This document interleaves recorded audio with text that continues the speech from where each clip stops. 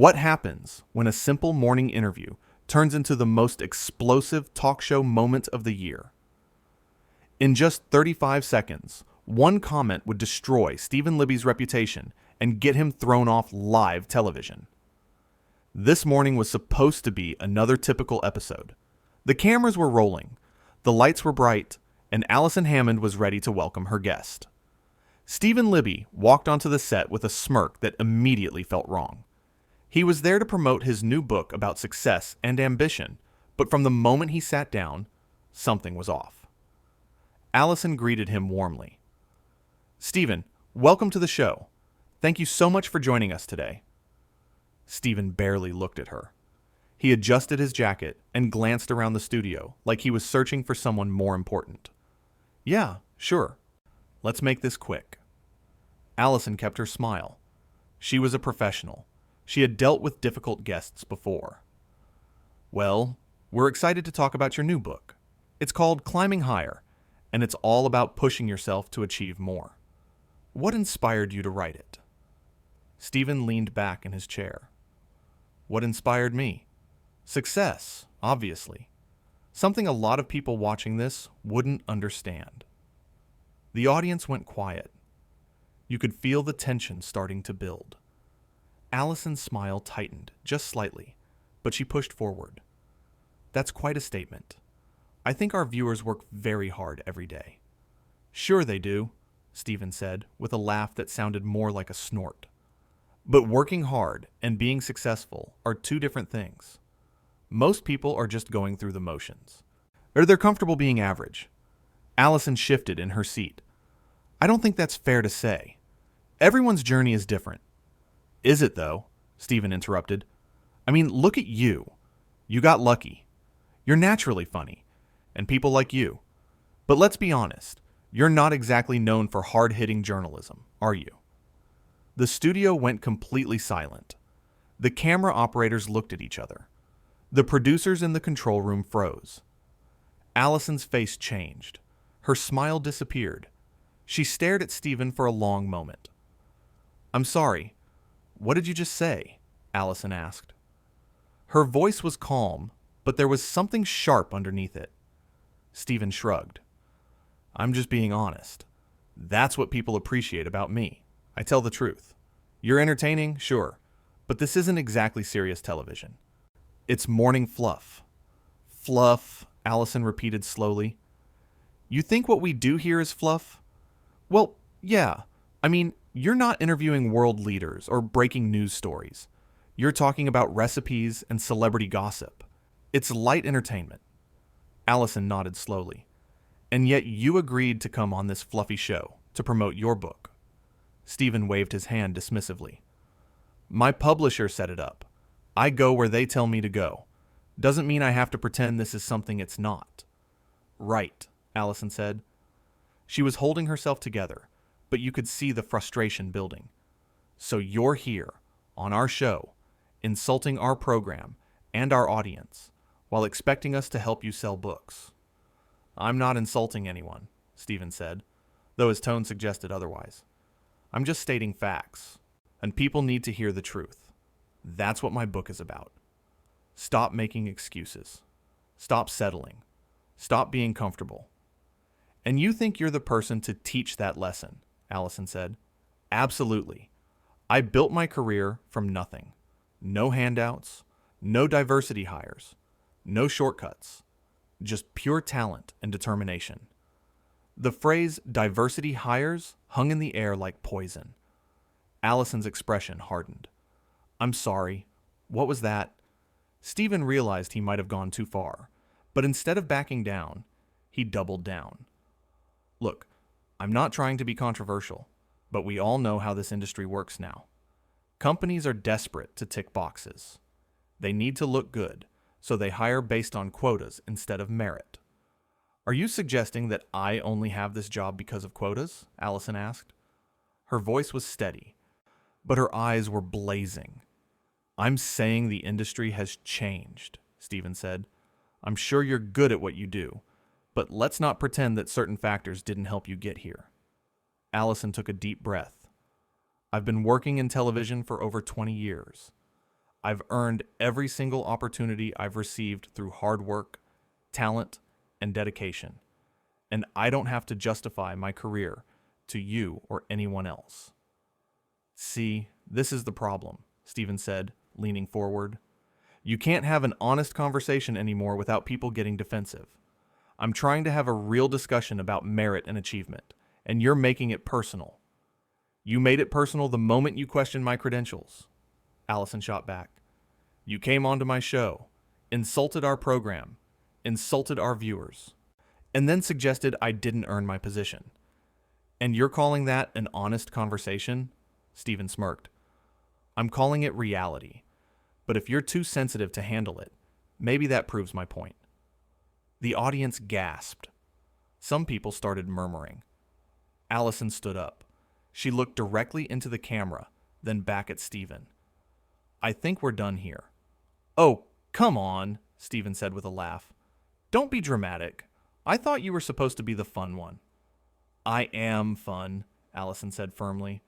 I'm also professional, and I'm respectful. 3 things you clearly aren't. This interview is over. Stephen looked genuinely surprised. You're kidding. You're actually ending the interview? Yes, I am. I'm not going to sit here and let you disrespect me, my team, or our audience. You can leave. Stephen laughed again, but this time it sounded nervous. This is ridiculous. You invite someone on your show and then kick them off because they're being honest? This is exactly what's wrong with television today. No one can handle the truth. The truth? Alison's voice rose slightly. You haven't said anything true. You've been rude, condescending, and offensive from the moment you sat down. That's not honesty. That's just bad manners. I have every right to express my opinion, Stephen said, standing up now too. You do, Alison agreed, and I have every right to ask you to leave my show. So please, go. Stephen looked around the studio like he was expecting someone to defend him. The crew members looked away. The audience was completely silent. He grabbed his book from the table. Fine. This show is beneath me anyway. Then you won't mind leaving, Alison said coolly. Stephen started walking toward the exit, but he couldn't help himself. He turned back. You know what? This is going to backfire on you. People are going to see this and realize you can't handle criticism. They'll see how thin-skinned you really are. Alison crossed her arms. What they're going to see is someone who stood up for herself and refused to be disrespected. Now, please leave before I have security escort you out. Security? Stephen scoffed. For what? Hurting your feelings? For disrupting our program and creating a hostile environment, Alison said. Leave. Now. Stephen muttered something under his breath and finally walked off the set. The moment he disappeared, the audience erupted in applause. They were clapping for Alison. They were cheering for her. She stood there for a moment, clearly trying to compose herself. She turned to the camera. I apologize to everyone watching at home. That was not the interview we planned, but I will not tolerate disrespect on this show. Not to me, not to my colleagues, and especially not to you, our viewers. The applause got louder. Alison took a deep breath and smiled, a real smile this time. We're going to take a quick break, and when we come back, we'll have someone much nicer to talk to. I promise. As they cut to commercial, the crew rushed over to Alison. They were congratulating her, telling her she did the right thing. She nodded, still processing what had just happened. In all her years on television, she had never had to kick someone off the show before. But Stephen Libby had crossed every line possible. He had insulted the show, the audience, and Alison herself. He had made offensive comments about diversity and suggested she hadn't earned her position. He had been condescending, rude, and completely unprofessional. And when given multiple chances to apologize or walk it back, he had only made things worse. He had smirked and laughed and acted like being disrespectful was somehow brave or honest. He had confused cruelty with candor. The producers were already talking about how to handle the situation. The clip was going to spread everywhere. Social media was probably already exploding. But in that moment, standing on the set with her team around her, Alison felt good about what she had done. She had stood her ground. She had defended herself and her show. She had shown that there are limits to what's acceptable, even on live television. And she had done it all with more grace than Stephen Libby had shown in the entire interview. When they came back from the break, Alison was composed and professional. She introduced the next segment with her usual warmth and energy. She didn't dwell on what had happened. She didn't make a big speech about it. She just moved forward, the way she always did. But everyone watching knew they had just witnessed something significant. They had seen a moment where kindness and professionalism won over arrogance and disrespect. They had seen Alison Hammond refuse to be diminished by someone who thought he was better than her. The interview with Stephen Libby had started as a simple book promotion. It was supposed to be 10 minutes of friendly conversation about success and ambition. Instead, it became a masterclass in how not to behave as a guest. From his opening dismissive attitude to his insulting comments about the show, Stephen had set the tone for disaster. When he suggested the program was just fluff, he showed he had no respect for morning television or the people who made it. When he talked about diversity hires and questioned whether Alison had earned her position, he revealed something ugly about himself. He showed that his idea of honesty was really just an excuse to say offensive things. And when Alison confronted him, when she stood up for herself and her show, he couldn't handle it. He fell back on claims of being silenced or censored, as if being asked to leave after being rude was some kind of injustice. The contrast between them couldn't have been clearer. Alison had tried to keep things professional. She had given Stephen multiple opportunities to course correct. She had been patient, even as he insulted her show and her audience. But there's only so much anyone should have to take. And when Stephen crossed the line from rude to offensive, when he questioned her credentials and made coded remarks about diversity, Alison made the right call. She ended the interview. She asked him to leave. She stood up for herself in front of millions of viewers, and she did it all without losing her temper or stooping to his level. Stephen, meanwhile, had proven every negative thing people might have suspected about him. He was arrogant, dismissive, and mean-spirited. He thought he was being brave by telling the truth, but he was really just being unkind. He thought he was above morning television. But he had agreed to appear because he wanted to sell books. He wanted the platform and the audience, but he didn't want to show them any respect. And when he faced consequences for his behavior, he played the victim. He acted like Alison was being too sensitive or couldn't handle criticism. He couldn't see that the problem wasn't his opinions, but his complete lack of respect. The moment when Alison stood up and said, "I think we're done here," was powerful. It was quiet but firm. It was the moment when she drew a line and said, "This is not acceptable." And Stephen's response told everyone everything they needed to know about him. He laughed. He mocked her. He suggested she was being dramatic. He couldn't even conceive that he might be in the wrong. Even as he was leaving, he had to turn back and take another shot. He had to suggest this would somehow backfire on Alison. He couldn't just leave with dignity. He had to try to get the last word, to try to wound her one more time. But the audience's reaction showed who had really won this exchange. They applauded Alison. They cheered for her. They showed their support for someone who had been disrespected and had stood up for herself. Alison's final words to the camera were perfect. She apologized to the viewers for what they had witnessed. She made it clear she wouldn't tolerate disrespect. And then she moved on to the rest of the show. She didn't let Stephen Libby derail her day or her program. She didn't give him more attention than he deserved. She simply drew a boundary, enforced it, and continued doing her job. That's what made her the professional in this situation. That's what made her the person viewers would remember fondly, while Stephen became a cautionary tale. The interview had started with Stephen walking on set with a smirk. It ended with him walking off in disgrace, muttering under his breath while an audience applauded his exit. In between, viewers had watched him insult a beloved host, disrespect an entire program, and make offensive comments about diversity and merit.